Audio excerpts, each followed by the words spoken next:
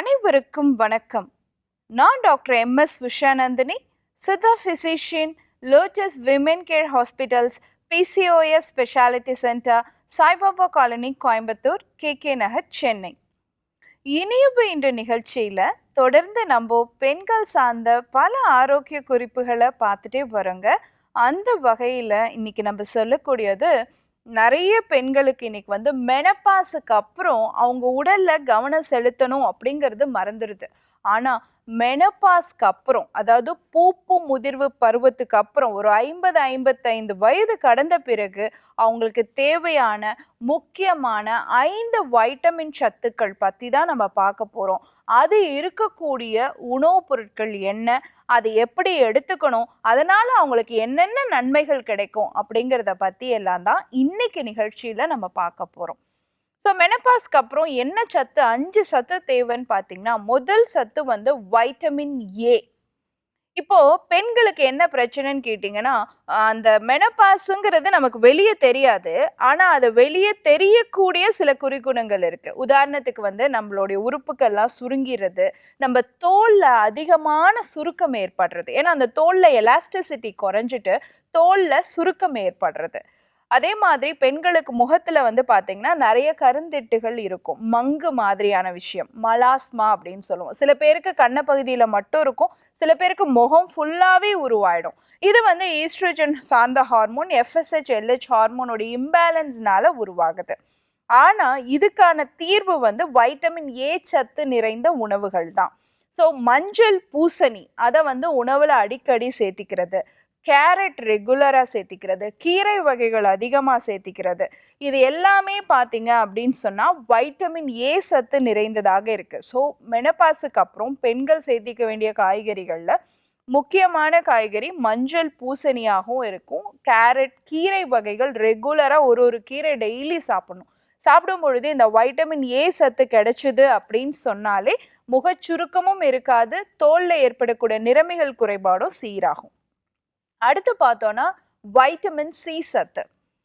இன்னைக்கு மெனப்பாஸுக்கு அப்புறம் நம்மளோட பயம் வந்து மார்பக புற்றுநோய், கருப்பை சார்ந்த புற்றுநோய்கள், கருப்பை வாய் புற்றுநோய், இந்த மாதிரி விஷயங்களுக்கெல்லாம் நம்மளுடைய எண்ணம் போகுது. ஒரு சின்ன பெயின் வந்தால் கூட அதை நினச்சி தான் யோசிக்கிறோம். அந்த மாதிரி வரக்கூடாது அப்படின்னு சொன்னால், ஸோ கேன்சரை தவிர்க்கக்கூடிய ஒரு முக்கியமான சத்தாக சொல்லப்படக்கூடியது வைட்டமின் சி சத்து. கூடவே நம்மளை வந்து ஞாபக சக்தியோடு வச்சுக்கணும், நல்ல மெமரி பவர் பூஸ்டப் ஆகணும். ஏன்னா ஆஃப்டர் 50 வந்து நம்மளோட பொறுப்புகளும் அதிகமாகிடும், மறதிங்கிற பிரச்சனையும் கூடவே நம்ம கூட தொத்தி வரும். ஸோ அதை சீர்படுத்தக்கூடிய தன்மை வைட்டமின் சி சத்துக்கு இருக்குது. ஸோ டெய்லி முடியலனாலும் வாரத்துக்கு ஒரு 2-3 நாள் வந்து நம்ம எலுமிச்சை சாறு எடுத்துக்கலாம். வாரத்துக்கு ஒரு 2-3 நாள் வந்து பெரிய நெல்லிக்காய், கருவேப்பிலை, இஞ்சி சேர்த்து ஒரு சாறாக எடுத்துக்கலாம், ஜூஸாக நம்ம எடுத்துக்கலாம். எடுக்கும் பொழுது அதில் இருக்கக்கூடிய வைட்டமின் சி சத்து வந்து நோய் எதிர்ப்பு ஆற்றலை அதிகப்படுத்தி நமக்கு கேன்சர் மாதிரியான பயப்படுத்தக்கூடிய பிரச்சனைகள் வராமல் தடுக்கக்கூடியதாக இருக்கு. அடுத்து பார்த்தோம் அப்படின்னு சொன்னால் விட்டமின் B6. இந்த சத்தோடைய முக்கியத்துவம் என்னன்னு பார்த்தீங்கன்னா, நமக்கு அந்த மெனப்பாஸுக்கு அப்புறம் நம்மளோட கான்ஃபிடென்ட் லெவல் குறைஞ்சிரும். அந்த ஈஸ்ட்ரோஜன் ஹார்மோன் தான் நம்மளை வந்து பெண்மையை உணர வச்சு நம்மளுடைய ஹார்மோனல் ஃபங்க்ஷனை என்ஹான்ஸ் பண்ணி கொடுத்து நம்மளை தைரியமாக இருக்கிறதுக்கு சப்போர்ட் பண்ணக்கூடியதாக இருக்கும்.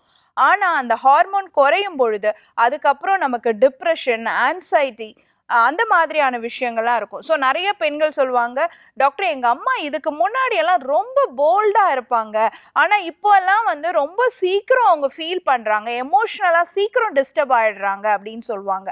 அந்த மாதிரியான விஷயங்கள் எல்லாம் இந்த விட்டமின் B6 குறைபாடில் நம்மளால் பார்க்க முடியும். ஸோ ஞாபகத்திறனை மேம்படுத்தி நல்ல வந்து மூட் எலிவேட்டடாக இருந்து டிப்ரெஷன் மாதிரியான பிரச்சனைகள் எல்லாம் இல்லாமல் இருக்கிறதுக்கு விட்டமின் B6 நிறைந்த உணவுகள், உதாரணத்துக்கு வாழைப்பழம் நல்ல ஒரு விட்டமின் B6 நிறைந்த ஒரு உணவு.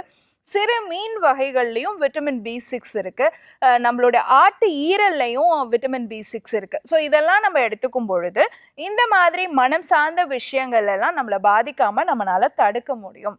அடுத்து பார்த்தீங்கன்னா வைட்டமின் டி சத்து. இன்னைக்கு எல்லாருக்குமே வைட்டமின் டி சத்து குறைபாடுங்கிறது காமனாக இருக்குது. ஆனால் மெனப்பாஸுக்கு அப்புறம் இந்த வைட்டமின் டி ரொம்ப ரொம்ப முக்கியமான ஒரு விஷயம். எனக்கு காரணம்னு பார்த்தோம்னா மெனபாஸுக்கு அப்புறம் நம்மளுடைய எலும்புகள் மிருதுவாக மாறிடும். ஆஸ்டியோபோரோசிஸ் அப்படிங்கிற கம்ப்ளைண்ட் நொறுங்குறதுக்கான வாய்ப்பு இருக்கு. சும்மா இடிச்சுக்கிட்டா கூட ஃப்ராக்சர் ஆயிடும். அந்த மாதிரி எல்லாம் ஆகாம இருக்கிறதுக்கு நம்ம போன்ல நல்லபடியா போய் கால்சியம் சேர்றதுக்கு இந்த வைட்டமின் டி சத்து கண்டிப்பாக தேவை. அது மட்டும் இல்லாம நம்ம நோய் எதிர்ப்பு சக்தியும் அதிகப்படுத்தி மறதி மாதிரியான பிரச்சனைகள் வராம இருக்கிறதுக்கும் வைட்டமின் டி சத்து தேவை.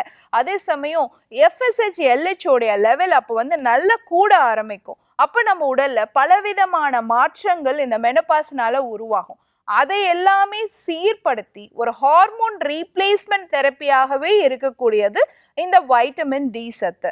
ஸோ இது வந்து பார்த்தீங்கன்னா நிறைய சூரியகாந்தி விதையில் இருக்குது, எள்ளில் இருக்குது, எண்ணெய் வித்துக்கள் எல்லாத்துலேயுமே இருக்குது, முக்கியமாக சூரிய ஒளியில் இருக்குது.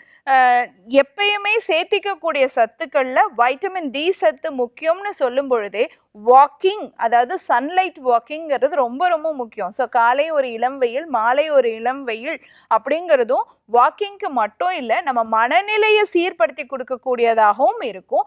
தேவையான வைட்டமின் டி சத்தும் நமக்கு கிடைச்சிரும்.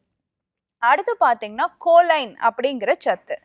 இந்த கோலைன் அப்படிங்கிற சத்து வந்து நம்ம இரத்த குழாய்களில் அடைப்பு ஏற்படாம தடுத்து நம்ம கல்லீரல் கொழுப்பை குறைக்கக்கூடிய தன்மை உடையதாக இருக்கு. ஏன்னா இந்த நம்மளுக்கு வந்து மெனபாஸுக்கு அப்புறம் தான் வெயிட் இன்க்ரீஸ் ஆக ஆரம்பிக்கும். ஏன்னா ஃபேட் மெட்டபாலிசம் ரொம்ப டிஸ்டர்ப் ஆகிடும், ஈஸ்ட்ரோஜன் ஹார்மோன் இல்லாமலே போறதுனால.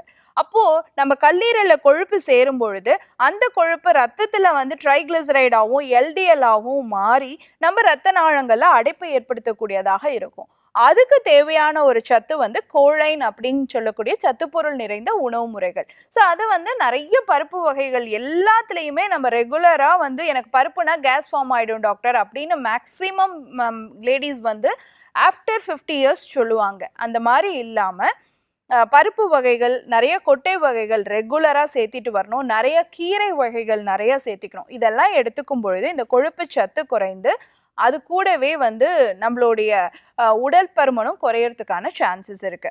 ஸோ நான் இப்போ சொன்ன இந்த 5 உயிர் சத்துக்களும் நிறைந்த உணவுகள் சொல்லியிருக்கேன். எதுக்காக நம்ம அதை எடுத்துக்கணும்னு சொல்லியிருக்கேன்.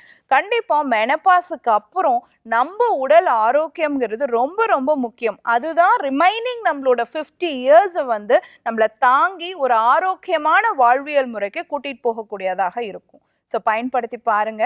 இதே மாதிரி இன்னொரு ஆரோக்கிய குறிப்போட நான் உங்களை சந்திக்கிறேன். இயற்கையோடு இணைவோம், ஆரோக்கியமாக இருப்போம், ஆனந்தமாக வாழ்வோம்.